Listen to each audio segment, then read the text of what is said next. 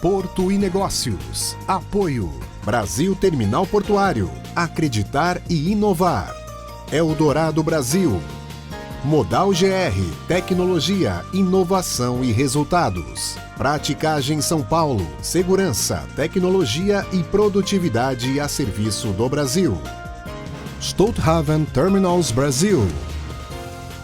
Transbrasa. Aqui o futuro já é presente.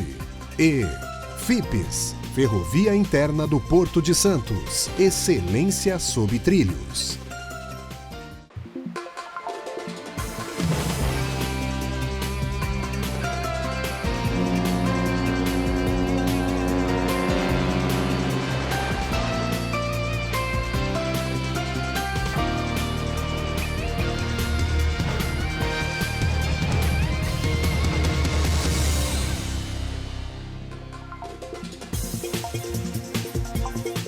Olá! Administrar e fornecer trabalhadores portuários avulsos treinados, capacitados e habilitados para os operadores portuários, sempre visando a excelência da mão de obra utilizada nas operações portuárias do Cais Santista. Essa é a missão do OGMO Santos, órgão gestor de mão de obra do Porto Organizado, que esse ano, em 2025, celebra 30 anos. Ao longo desta edição do Porto Negócios, vamos falar sobre avanços e desafios da associação. Participa comigo desta edição Evandro Schmidt-Pause, diretor executivo do OGMO Santos. Evandro, muito obrigada pela participação aqui no Porto Negócios e pela disponibilidade da gente falar um pouquinho sobre como funciona o trabalho do órgão gestor de mão de obra. Seja bem-vinda. Oi, Nathalie. Eu que agradeço a oportunidade de poder vir aqui e contar um pouco mais sobre a atividade do OGMO, os desafios e como que a gente tem construído, né, um novo momento, como que a gente tem evoluído ao longo desses 30 anos, em especial nos últimos 7 anos que eu tenho participado diretamente deste processo. Evandro, quem é do setor portuário sabe muito bem qual é a função e a finalidade do órgão gestor de mão de obra. Mas eu queria que você explicasse para quem está em casa entender e não faz parte desse nosso universo portuário, qual a melhor definição, né, do OGMO e como que ele foi criado? Bom, o OGMO foi criado na lei em 1993, pela Lei 8.630 de 93, para fazer a gestão, como o próprio nome diz, da mão de obra do trabalho portuário, em especial do trabalhador portuário avulso. Dentro dessa linha, há uma definição simples e de fácil entendimento para qualquer pessoa, inclusive aqueles que não militam diariamente no setor portuário, que nós somos o RH do trabalhador portuário avulso. O OGMO é formado, né, e mantido pelos operadores portuários que utilizam trabalhadores portuários avulsos no Porto Organizado, tanto em Santos quanto em qualquer outro porto organizado que existe no Brasil. Somos mais de 30 OGMOs independentes entre si. Ou seja, todos os OGMOs são formados em cada um desses portos organizados pelos operadores que estão lá, sim, naquele porto, como uma entidade sem fins lucrativos. Nós somos um condomínio, né, de operadores que se juntam pela lei, criam essa entidade e administram a mão de obra. O OGMO cuida da segurança do trabalho, das questões de segurança do trabalho, medicina ocupacional, treinamento, que eu acho que é um dos pontos mais relevantes, sim, EPIs, folha de pagamento e todo o processo de oferta de trabalho, engajamento, ou seja, o processo de escalação dos trabalhadores portuários avulsos, 4 vezes por dia, os 365 dias do ano. Evandro, você falou que são 30 OGMOs ao longo dos portos aqui do Brasil. Nós sabemos que temos portos somos um país de dimensão continental e cada porto tem a sua especificidade. Mas há uma troca, por exemplo, de boas práticas entre um OGMO e outro que possa, de repente, ser adotado como iniciativa para facilitar, claro, respeitando a característica do porto em questão, para facilitar o trabalho daquele operador portuário? Sim, Nathalie, esse trabalho ele é desenvolvido dentro de comitês na Federação Nacional dos Operadores Portuários, a FENOP. Nós temos um comitê técnico, né, um comitê temático de ógmos, tem comitê temático jurídico para analisar as questões jurídicas, principalmente da relação trabalhista. Nós temos comitê de inovação e tecnologia, nós temos comitê de ESG, enfim, tem N comitês lá que discutem várias questões, muitas delas voltadas ao trabalho portuário, mas um especificamente de ógmos, onde a gente troca experiências, boas práticas, debate o que acontece em cada local, que ainda que não seja necessariamente igual, sim, face que a lei é igual e a relação trabalhista é próxima, sim, então tem muita oportunidade e a gente faz o benchmarking e evolui com essa troca de experiência com os demais ógmos. Como você falou, são 30 anos, né? Eu anunciei aqui falando 3 décadas de muito trabalho, esse ano de 2025 é celebrado. O que, na sua opinião, foi conquista, foi desafio superado, e o que segue sendo desafio a ser vencido? Quando a gente fala não só da atividade do ógmo em si, mas de tudo aquilo que ela representa. Acho que desafios superados são inúmeros, mas um que eu poderia dizer para você hoje é a confiança que há no trabalho do ógmo. O ógmo poderia ser mal visto ou mal interpretado pelos trabalhadores portuários, eventualmente pelos operadores portuários. E ainda que, obviamente, a gente tenha muitas dificuldades em exercer a nossa atividade por força de restrições que a lei impõe ao ógmo, sendo que o ógmo é o responsável por fazer toda a gestão. Mas a definição das regras de trabalho precisam ser feitas via convenção ou acordo coletivo, ainda assim, hoje, o trabalho que está sendo exercido é reconhecido tanto por operadores e trabalhadores. Então, não há dúvida da importância que o ógmo exerce nesta conexão. Né? Nessa interlocução. Ao ponto que o nosso lema é que nós somos o elo do porto, né? Conectando exatamente trabalhadores com operadores. Dentro dessa linha, acho que os processos de automação de processos, investimento em tecnologia e a passagem de uma escala que no passado remoto, há 30 anos atrás, era lá nas paredes, com o trabalhador tendo que gritar, brigando entre si, disputando o interesse de algum líder que oferecia o trabalho por critérios, às vezes, dele. Hoje nós temos uma escala totalmente remota, isonômica. Né? O trabalhador pode acessar e acessa a escala da sua casa, de onde ele estiver, via um aplicativo, via o site do ógmo, em qualquer tipo de equipamento. Né? Ele pode estar usando um smartphone, ele pode estar usando um tablet, pode ser pelo Android, pode ser pelo iOS, então qualquer tipo de equipamento, qualquer tipo de tecnologia, ele participa da escala. Mas ele não faz só a escala eletronicamente, toda a relação dele com o ógmo está ali. Ele tem vários ícones dentro do aplicativo ou dentro do site onde ele consulta, por exemplo, imposto de renda, que estamos agora no momento de fazer. Ele não precisa mais ir ao ógmo buscar a informação. Assim como várias outras empresas, as tecnologias estão disponíveis, ele entra lá e baixa a declaração, o informe dele do ano passado e imprime. E N outras ações, ele pode fazer tudo de forma eletrônica. Mas se ele quer ir até o ógmo, a pessoa prefere ir, o ógmo está lá, temos atendentes e recebem eles. Mas eu acho que a questão da tecnologia, o investimento em informação foi um avanço significativo. Isso propiciou mais qualidade no atendimento ao trabalhador, mais eficiência, mais agilidade ao longo do tempo. A escala digital ela foi implantada em 2018, né? E você colocou que ela é um instrumento não só para que o trabalhador conheça a sua escala, mas também outros serviços, e que ela é isonômica. Quando a gente fala de isonomia, a gente está falando de transparência, né, de todo o processo. Como que é esse processo de auditamento dessa escala digital para que, de fato, o trabalhador saiba que não está sendo prejudicado de maneira nenhuma? O trabalhador ele tem acesso a todo o processo, então ele consegue verificar todos os que estão participando, quem está no rodízio sequencial e numérico, quem está primeiro que ele na sequência, toda essa fila virtual, ela fica disponível pelo link que o trabalhador está vendo a escala. Então ele consegue verificar quem escolheu os trabalhos, que escolhas que foram realizadas e ao término no processamento o resultado que deu. Então ele tem como validar se o processo colocou ele no direito que ele tinha, se ele estava na vez para ser escalado e ele se candidatou, se ele foi ou não foi escalado. Então isso fica tudo transparente para todos os trabalhadores em todos os processos de escalação. Então o auditor maior no fim do dia é o próprio trabalhador. É o próprio trabalhador. Os sindicalistas, os sindicatos que também representam eles também têm acesso à escala como para visualizar e acompanhar os resultados, então também podem auditar. Mas o melhor auditor, não tenha dúvida, é o trabalhador. Ele tem toda a visibilidade do processo, ele conhece a metodologia de escala e, por consequência, ele consegue saber se a escala deu o resultado correto ou não, e dá sempre o resultado correto. Como é que foi a aceitação da escala digital por parte dos trabalhadores e que balanço que você pode fazer desses anos todos que ela está em operação? A aceitação foi gradual. Nós tivemos trabalhadores e categorias que aceitaram de pronto a implementação, entenderam que isso era um benefício, que isso facilitava a vida deles e que a tecnologia via para somar.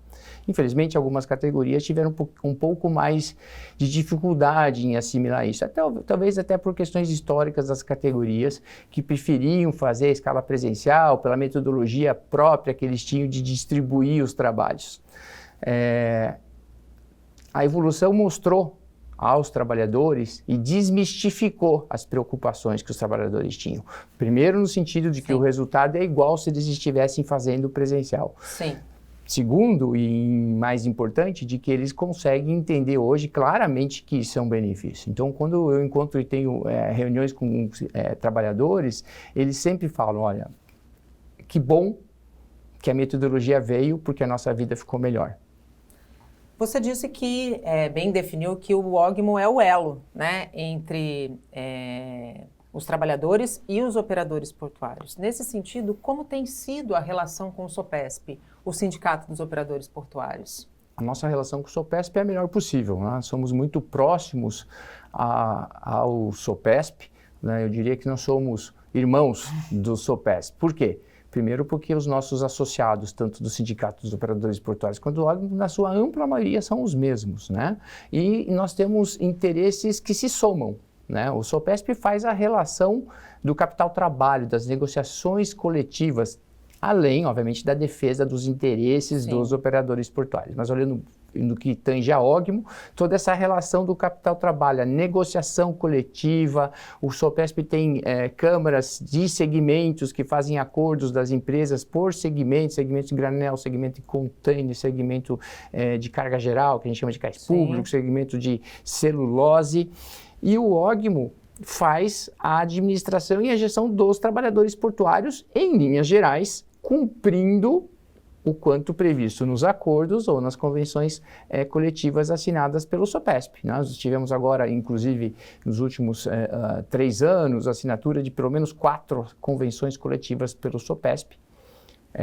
E com essas convenções coletivas prevendo a entrada de novos trabalhadores, né? Que é muito importante, né? É muito importante, oxigenar o sistema. Nós temos hoje mais de 35%, quase 40% dos nossos trabalhadores portuários avulsos ativos com 60 anos ou mais. Né? A gente não tem hoje uma restrição legal para o trabalho após a aposentadoria. Né? O trabalhador, a única coisa que pode tirar ele é a desistência dele ou a questão médica. Então, a gente acompanha.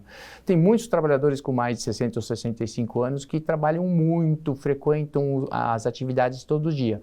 Mas tem trabalhadores que, por já estarem aposentados, eles já preferem não comparecer ou participarem da escala com a mesma frequência. E aí você chegou num ponto que eu acho que é extremamente importante. Ao trabalhador é facultado, até para quem está em casa entender como é que funciona a escala, é facultado ele não aceitar aquele trabalho? Ou quando ele está na escala, ele tem que pegar aquele trabalho e realizá-lo? O trabalhador não tem, neste momento, né, por força legal, a obrigação de se escalar. Ou até mesmo de participar, de se engajar em algum trabalho. As ofertas são realizadas, existe um pré-requisito, né? Eles têm que estar com o seu ASO apto, eles têm que estar ativo, então, por consequência, para que ele possa acessar e participar da escalação, e tem que estar em linhas gerais com intervalo de 11 horas cumprido. Passado isso, ele pode participar da escala, e concorrer de forma de rodízio sequencial e numérico, forma isonômica, como acabamos de apresentar. Mas ele não precisa nem escolher trabalho se ele não quiser. Ele pode entrar lá, participar do processo de escalação, mas não escolher nenhum trabalho, mesmo que ele tivesse direito. É o interesse dele, e isso acontece, ou nem participar do processo. Existe toda uma discussão de se o trabalhador se deveria ser escala compulsória, porque o que a gente nota na rotina, Nathalie? A gente nota que há trabalhos, principalmente quando a oferta de trabalho, que ela oscila, os períodos e as ofertas de trabalho não são tão lineares, nós temos uma variação. Elas não têm o mesmo valor, por exemplo. Nós temos períodos de trabalho com 200 trabalhos e temos períodos de trabalho com 700 trabalhos quase. Então imagina que tem uma oscilação. Quanto mais sobe esse número para próximo desse pico, mais os trabalhadores deixam de ter interesse nos trabalhos que são mais difíceis de serem realizados. Menos remunerados. E menos remunerados. Ou seja, ainda que a gente tenha trabalhadores suficientes, aquele a quem caberia, né, o que está mais no fim da fila, que deveria pegar esse trabalho e falar, não pego o trabalho agora, porque no próximo período posso pegar um melhor. Eu vou pegar um melhor. E isso é uma coisa que... Por que ele não pega? Porque não é compulsório. Então, se eu pego, mas você não pega depois do trabalho, eu fui o ingênuo que peguei o trabalho ruim e você foi o inteligente que pegou o trabalho bom. Qual que é a consequência disso? Desatendimento. É o impacto na operação portuária. Falta de atendimento ao operador portuário, mas principalmente menor renda para o próprio trabalhador. Exatamente. Se a escala fosse compulsória, né, a aceitação dos trabalhadores a uma escala compulsória, a distribuição desses trabalhos de menor renda seria feita de uma forma para todos ao longo do tempo, estatisticamente falando. Eles pegariam tanto bons trabalhos tão bem remunerados, quanto menos remunerados, como mediamente remunerados, e fariam uma renda... E a renda do conjunto seria maior, porque a gente teve ano... Nesses últimos 3 anos, nós deixamos 50 mil vagas em aberto, em 3 anos. Então, estamos falando de quase 15 mil ou mais vagas de trabalho por ano, ofertas de trabalho. Estamos falando aí de... Sem atendimento. Sem atendimento. Estamos falando de 10, 15 milhões de reais de renda que seria distribuída aos trabalhadores, além do que eles já receberam. A gente fez, no ano passado, um programa com o Sérgio Aquino, presidente da Federação Nacional dos Operadores Portuários, e um ponto que ele colocou, inclusive ele, Casimiro Tess, foi justamente da escala compulsória. E o quanto isso impacta no resultado das atividades portuárias. O OGMO tem algum instrumento ou alguma permissão dentro das suas atribuições para fazer essa negociação de modo que a gente não atinja, por exemplo, esse número de 50 mil atividades que não foram atendidas? A gente entende que essas questões, idealmente, né, conforme a lei prevê, devam ser regradas via convenção coletiva, nesse caso convenção para que abranja todos os trabalhadores ao invés de acordo, que é o ideal, que é as duas partes. Na ausência da convenção, o OGMO poderia arbitrar, né? O OGMO poderia implementar como gestor da mão de obra. A questão toda aí vem da dificuldade da relação capital-trabalho. Se isso não se consegue convencionar, a gente pode enfrentar dificuldades de implementação. E aí a gente vai para a judicialização. E aí podemos ir para a judicialização, aí a gente pode ir para algum tipo de movimento que prejudique as operações, e aí no curto prazo a tentativa de implementação de uma solução pode prejudicar mais do que o resultado positivo que ela traz. Então, acho que o ideal é que se avance via convenção. Via convenção, porque as duas partes sentando, operadores e trabalhadores, e regrando. Na ausência disso, não tenha dúvida que entendemos que é possível que o OGMO exerça essa faculdade. A gente faz um rápido intervalo e volta já.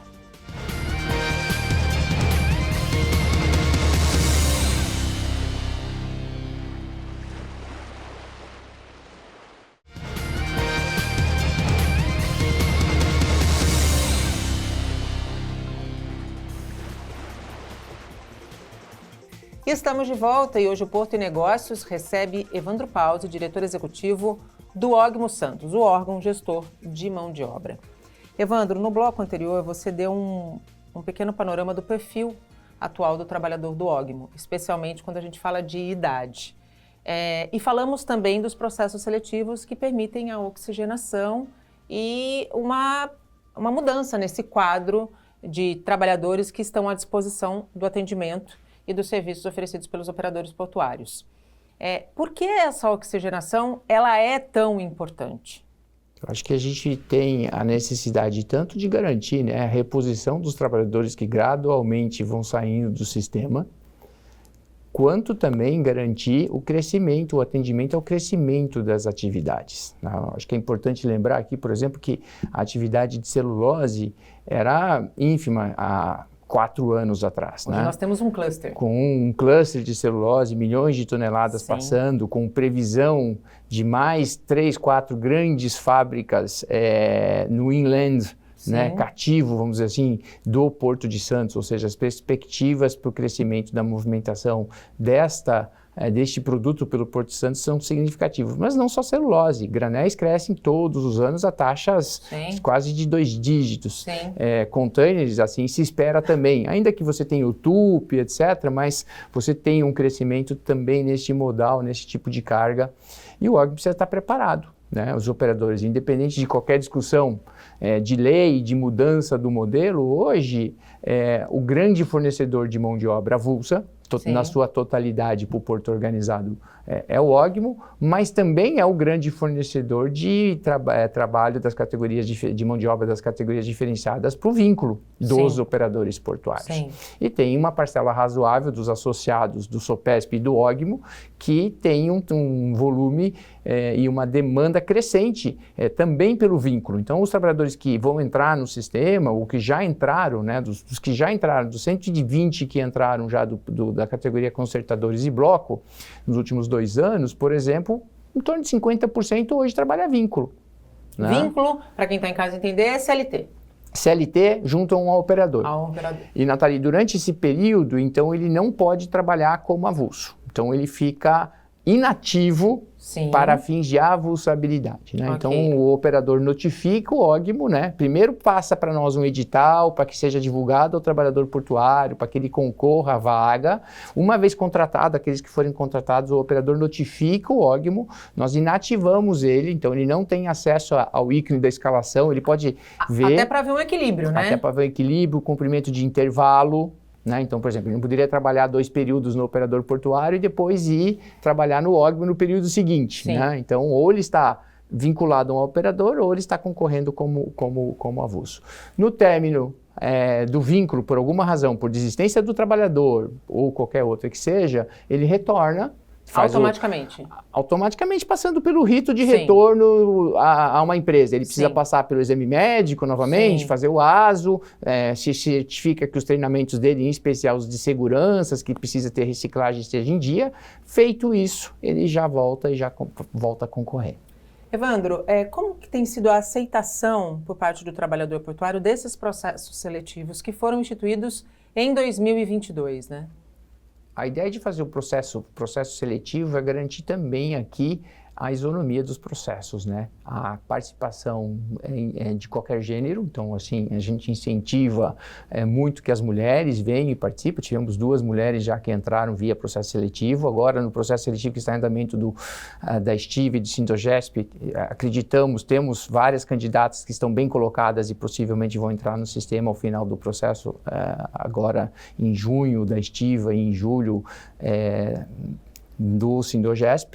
E a participação nesses processos, ela gera essa garantia de que vai ser a competência da pessoa em participar.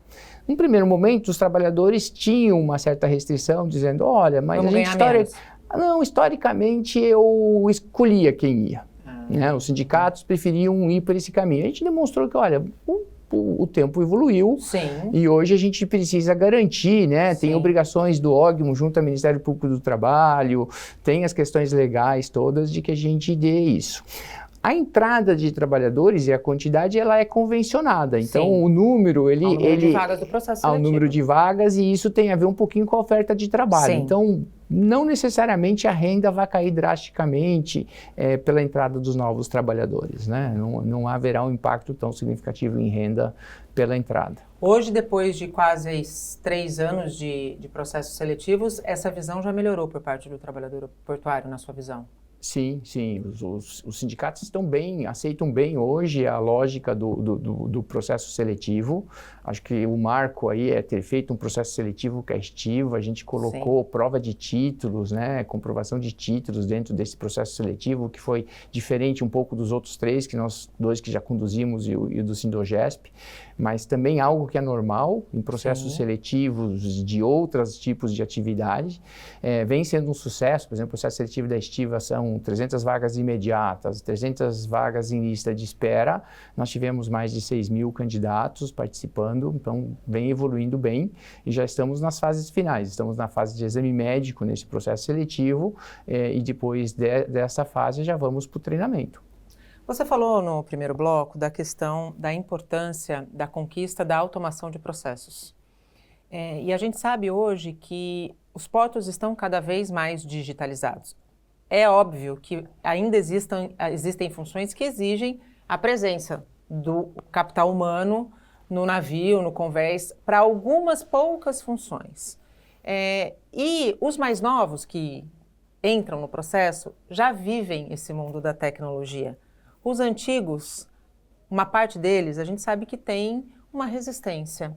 Como trabalhar essa resistência nessa mão de obra que ainda representa um percentual tão grande dos trabalhadores que estão vinculados ao OGMO? Acho que aqui a gente pode separar em 2 partes. A primeira, um exemplo prático, quando a gente colocou a escala digital, a escala remota, tínhamos trabalhadores com dificuldade de leitura. Sim. Nós tínhamos pessoas com dificuldade do uso da tecnologia. Nós permitimos que netos fossem ao OGMO aprender. Porque ele vai passar sempre um neto de confiança que vai fazer para ele. Sim. Esposas foram lá para treinar. Então a gente flexibilizou para garantir que o trabalhador continuasse. Eu tenho certeza que hoje eles já não precisam mais da ajuda do neto ou da esposa, porque é tão fácil de fazer, a dinâmica é tão simples e tão intuitiva, que eu tenho certeza que eles já evoluíram e já fazem sozinhos. Mas a gente flexibilizou deste lado. Na parte dos equipamentos, Nathalie, treinamento. Então nós investimos em treinamento. Né? O OGMO recebe verbas do PREPOM, que são pagamentos feitos pelos operadores portuários, por fundo da Marinha, depois volta pelo PREPOM. Infelizmente, volta muito menos. Muito menos. Aliás, esse fundo 10% só do que a gente paga. É bastante polêmico, inclusive. Bem polêmico. Né? Porque se viesse o que de fato é recolhido, a gente teria à disposição muito mais recurso para fazer essa capacitação. Em Santos, nós recolhemos 2,5% sobre o pagamento do trabalhador portuário avulso, fora que os operadores também pagam sobre toda a sua folha de pagamento de trabalhadores vinculados, não só os das categorias diferenciadas, mas falando só sobre OGMO, em torno de 6 milhões de reais para retornar 600. E este retorno, infelizmente, é inferior à necessidade. Então, além de ser um valor muito pequeno dentro do comparativo que se paga, é menos do que se precisa. Os operadores pagam de novo. Pagam 2 vezes? Pagam 2 vezes via OGMO para que a gente garanta os treinamentos. Então, nós garantimos todos os treinamentos de reciclagem de questões de segurança, as NRs de segurança, que precisam ser feitas a cada 2 anos. Nós fazemos reciclagem também nas operações de equipamentos. E quando tem, muitas vezes, novas tecnologias, fazemos parceria com os operadores portuários que atrasem, de forma que eles oferecem esse treinamento específico para um equipamento que eles compraram, que eles estão introduzindo para garantir. Às vezes você traz uma empilhadeira de grande porte, mas a empilhadeira que o operador comprou vem com uma tecnologia nova, agregada. Então precisa chamar todos aqueles trabalhadores que são operadores de empilhadeira de grande porte, para que eles aprendam a operar naquele equipamento especificamente. E vários outros, né? Então, acho que tem essa evolução, o treinamento é a chave. Mais de 100 mil horas de treinamentos por ano nos últimos 3 anos. Poderia ser mais? Não é necessário nesse momento. Estamos fazendo todos os treinamentos necessários mas sempre pode ser mais, sem dúvida, né? Acho que treinamento é algo que a gente pode continuar, mas posso te assegurar que com essa quantidade que é infinitamente maior que já foi no passado, onde com recursos dos operadores que estão aí pagando 2 vezes, nós estamos garantindo os treinamentos necessários, né? Mas treinamento sempre tem que buscar, sempre tem que continuar progredindo. Até porque a tecnologia ela está avançando muito rápido. Avança rápido. Dentro das categorias administradas pelo OGMO estão os estivadores, né? E existe uma relação entre estivadores e porto, né, capital-trabalho, que tem sido muito discutida e alvo de algumas polêmicas, né? Entre elas, a questão da exclusividade, que foi tratada pela Ceportos e que hoje é um PL, é o PL 733/2025. Claro que esse PL ainda vai passar pelos ritos todos jurídicos e políticos para se transformar num novo marco regulatório. Mas, em considerando que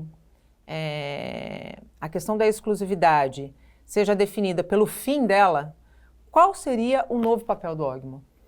Acho que o papel do OGMO é fornecer mão de obra e fazer esse elo, né? Seja como for, em especial o trabalho avulso, a diferença, quando se fala hoje de exclusividade, a gente precisa abrir um pouquinho. Quando está se falando de exclusividade, está se falando apenas da questão de que um operador portuário que quer contratar por CLT, sim, ou seja, o vínculo, precisa buscar nos quadros do OGMO. E isso, para mim, é ultrapassado, né? Isso não existe. Mas nós temos que olhar também uma outra questão mais abrangente, da exclusividade do próprio trabalho avulso, né? Que ela não é tratada dessa maneira na lei, mas quando se cria categorias diferenciadas na lei, significa que só aquele trabalhador que tem inscrição no OGMO pode exercer aquela atividade de uma das 6 categorias diferenciadas: estivador, conferente, vigia, capatazia, etc. Só o trabalhador que tem inscrição no OGMO. Só que a saída do sistema do OGMO não existe, a não ser, por morte ou desistência. Por desistência, que é improvável. Sim. Né? Ah, mas Evandro, você tem norma disciplinar, você tem o regramento, você faz o julgamento e tem lá as punições que prevê a exclusão. Sim, mas isso cai numa comissão paritária. E na sua ampla maioria, infelizmente, chega na comissão paritária e empata. Porque é difícil convencer as categorias diferenciadas de que vai excluir um colega. Exatamente. E é entendível isso. O que parece não fazer mais sentido é termos necessariamente uma comissão paritária. Se eu sou o gestor. Né? Eu sou o gestor, eu entendo o que... Sabe. Mas principalmente quando a gente se fala de exclusividade, eu acho que a proposta de lei ela traz um pouco do conceito que eu concordo, que é a exclusividade, tanto para o vínculo quanto para trabalhar como avulso, ela precisa ser pela competência, pelo treinamento. Eu sou engenheiro químico de formação, você é jornalista, nós temos médicos, dentistas, todos nós precisamos fazer um curso superior, depois estar num conselho regional da categoria. E capacitando sempre. Para ofertar o trabalho ao mercado. É pré-requisito, mas não é garantia. Sim. Então, veja bem, é pré-requisito, não é garantia. O OGMO precisa ter condições de ficar com o trabalhador que quer estar lá e prestar um bom serviço. Porque ao mesmo tempo que os operadores portuários são meus associados, eles são meus clientes. Sem dúvida. E desta maneira, a única maneira que eu vou ter para garantir um bom serviço é que a pessoa que está ali está tão comprometida quanto eu. Evandro, você está dizendo que o trabalhador portuário não é comprometido? Eu acho que na sua ampla maioria é. Na sua ampla maioria é competente, bem treinado. Sim. Mas, infelizmente, quando você não tem uma ferramenta para garantir o interesse do trabalhador em continuar se desenvolvendo e exercendo um trabalho, você sempre pode ter, e infelizmente nós temos, uma parcela que não desempenha as atividades da melhor maneira possível. E isso aí a gente contamina. tem impacto, e a gente tem impacto. O operador tem impacto, isso contamina o sistema, prejudica inclusive o próprio colega que trabalha bem, né? Contaminando. Então nós precisamos ter ferramentas, e a melhor ferramenta disso é que o trabalho seja desenvolvido por trabalhadores qualificados, mas que quem faz a gestão tenha critérios mais flexíveis ou adequados, como é em qualquer empresa, como é em qualquer categoria do país. Sim. Nós só temos essa questão nos portos, nas categorias diferenciadas. O país inteiro está errado? Temos que avaliar. Em outros portos do mundo a gente já sabe que a relação acontece por competência, né, Evandro? A gente tem exemplos e de que funciona, né? De que o trabalhador não sai perdendo ou é prejudicado. Ele simplesmente é reconhecido, né? Aquele operador portuário tem à disposição uma mão de obra qualificada, mas, sobretudo, uma mão de obra que, de fato, quer atender àquela demanda. A gente não consegue, com treinamento, mudar o estado anímico da pessoa, do profissional, do trabalhador, né? E, por certo, em algumas pessoas, o efeito de sentir que não há risco, não há sanções. Não há sanções que possam punir ele de uma maneira mais dura ou mais definitiva, pode influenciar a maneira com que o seu estado comportamental, né? Como ele se comporta na relação com o operador portuário, né? Com menor eficiência, com trabalho com um pouco mais de desleixo, né? O que é ruim e contamina o sistema. Contamina, com certeza. Mais um rápido intervalo e a gente volta para o último bloco do Porto e Negócios. Não saia daí. Até já.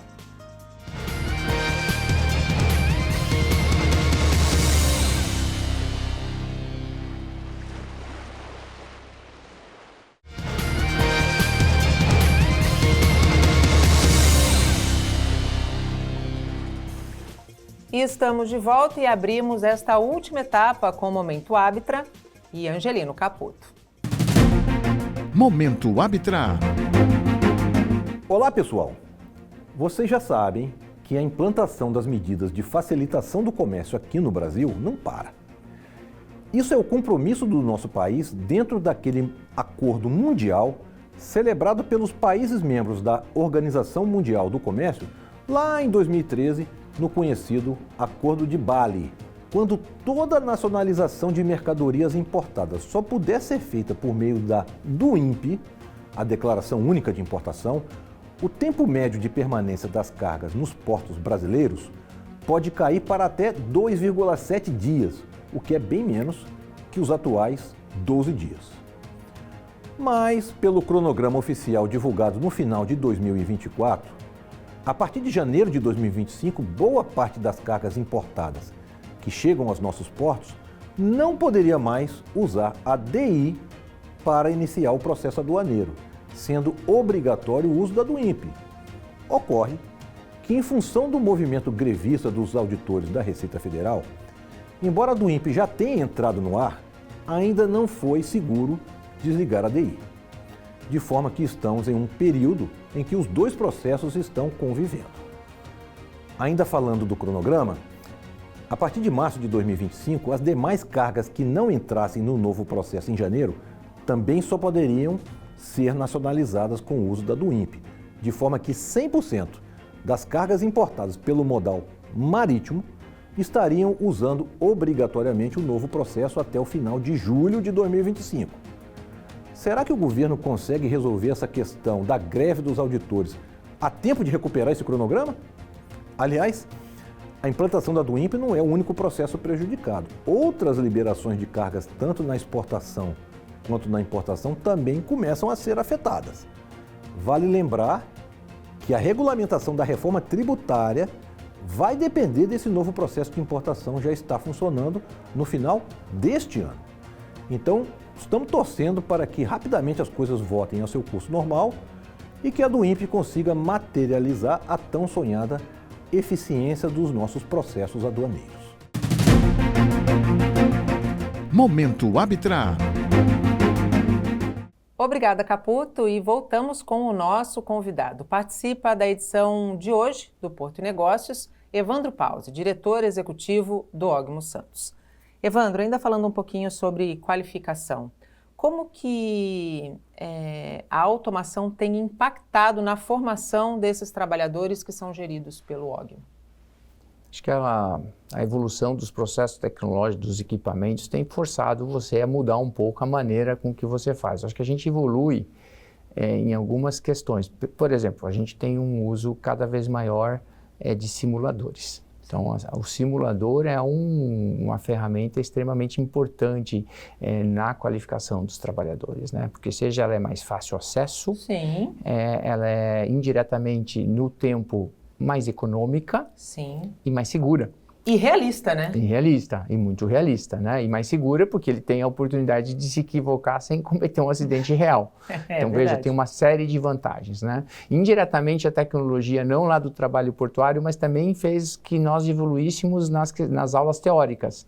Sim. Dependendo do tipo de curso e a disciplina, para facilitar e aí veio um pouco com a pandemia, que mudou toda a nossa visualização de como as coisas acontecem no trabalho, nós desenvolvemos o treinamento por EAD da parte teórica. Então, tem muitos cursos que a parte teórica nós fazemos por EAD.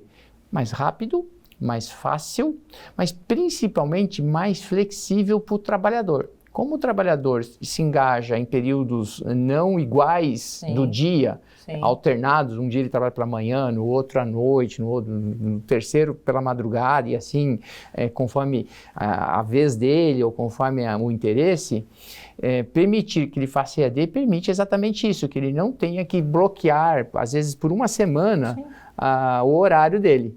Há cursos que precisa, que é ideal que ele participe presencialmente, mas todos aqueles que há possibilidade, a gente utiliza a tecnologia fazendo o curso EAD, por exemplo. Então, tanto tecnologia para facilitar a vida dele na relação do desenvolvimento, mas como tecnologia na atividade também.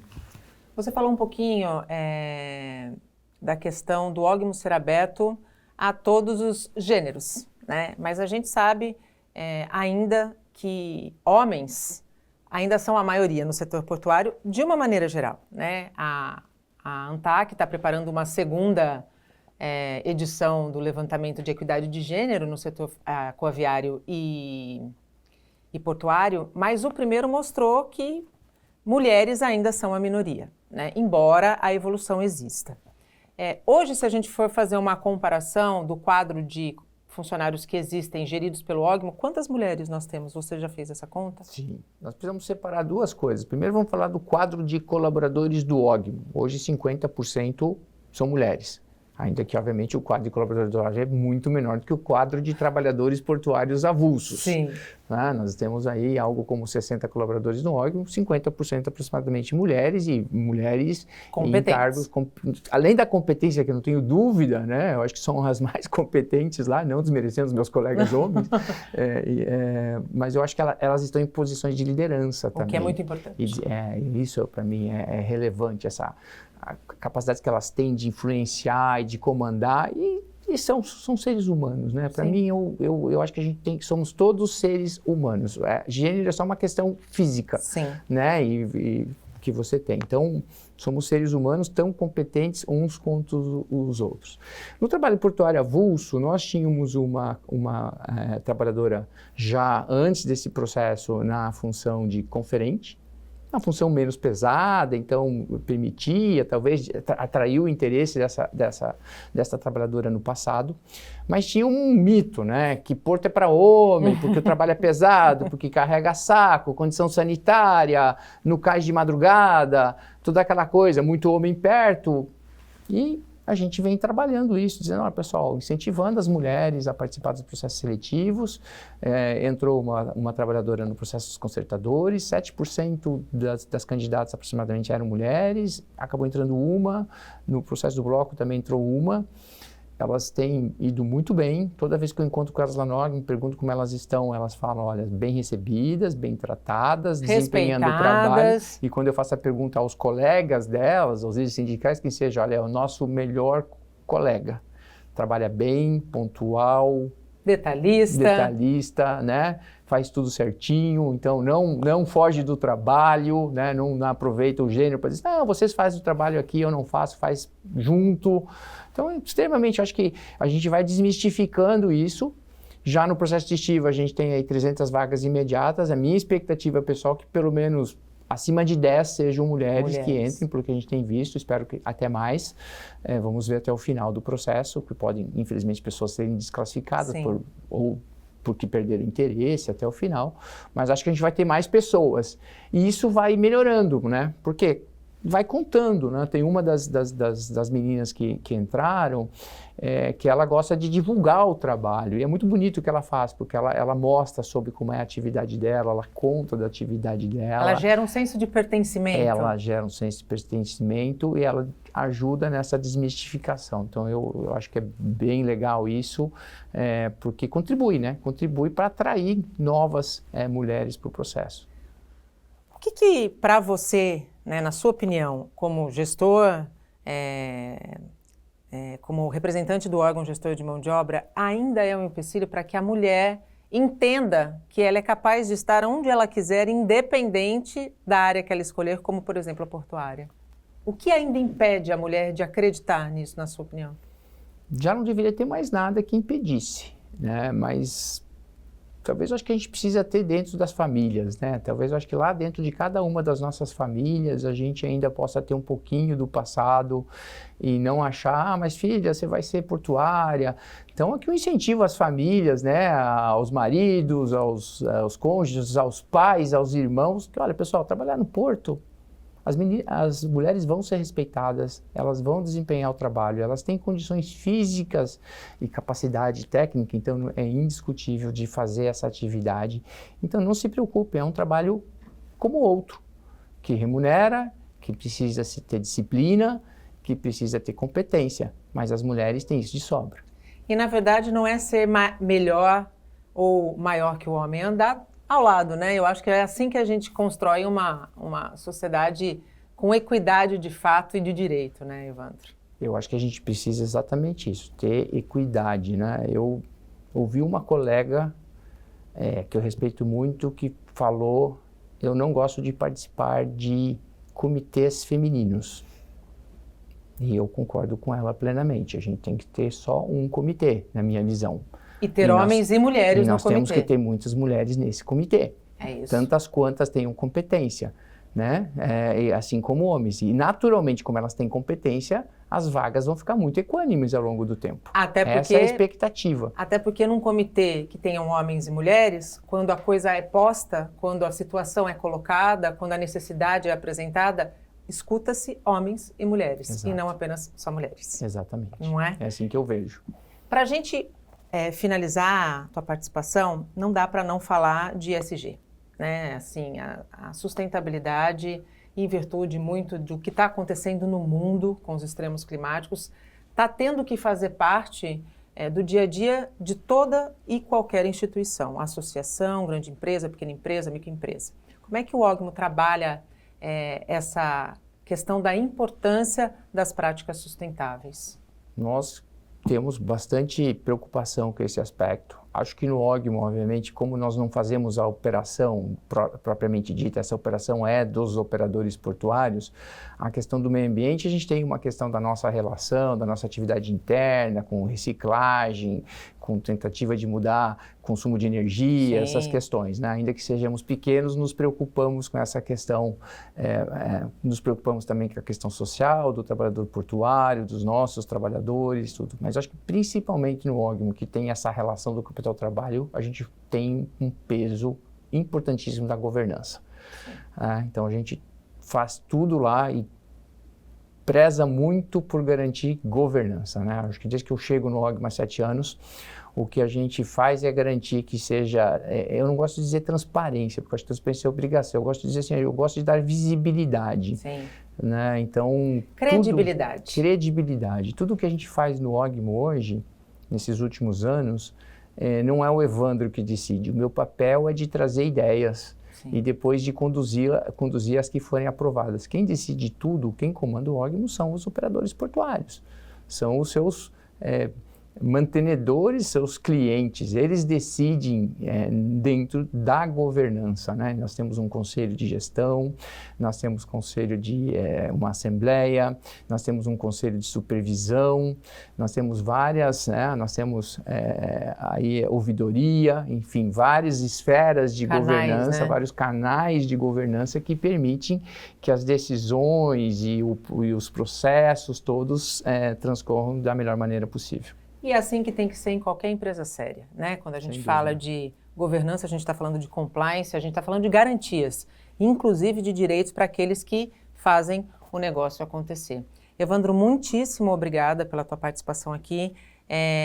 Parabéns pelo seu trabalho executado à frente do OGMO nos últimos 7 anos e que o propósito, que é formar, que é oferecer, que é qualificar, nunca se perca.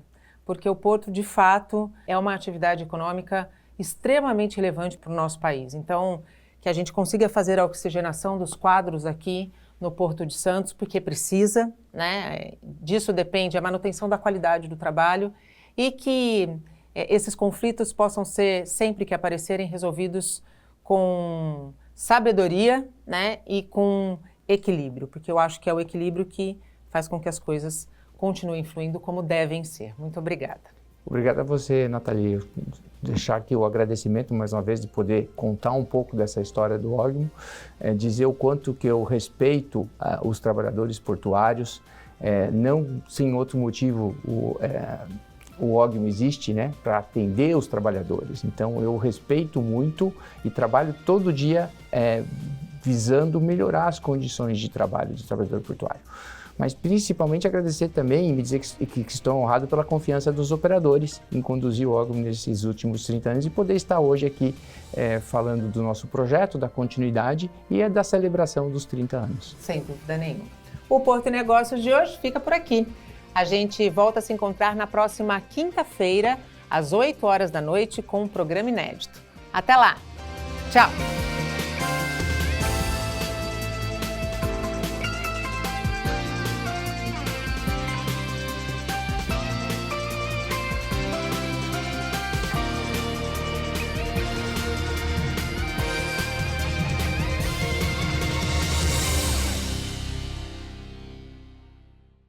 Porto e Negócios. Apoio. Brasil Terminal Portuário. Acreditar e inovar. Eldorado Brasil. Modal GR. Tecnologia, inovação e resultados. Praticagem São Paulo. Segurança, tecnologia e produtividade a serviço do Brasil. Stolthaven Terminals Brasil. Transbrasa. Aqui o futuro já é presente. E FIPS, Ferrovia Interna do Porto de Santos. Excelência sob trilhos.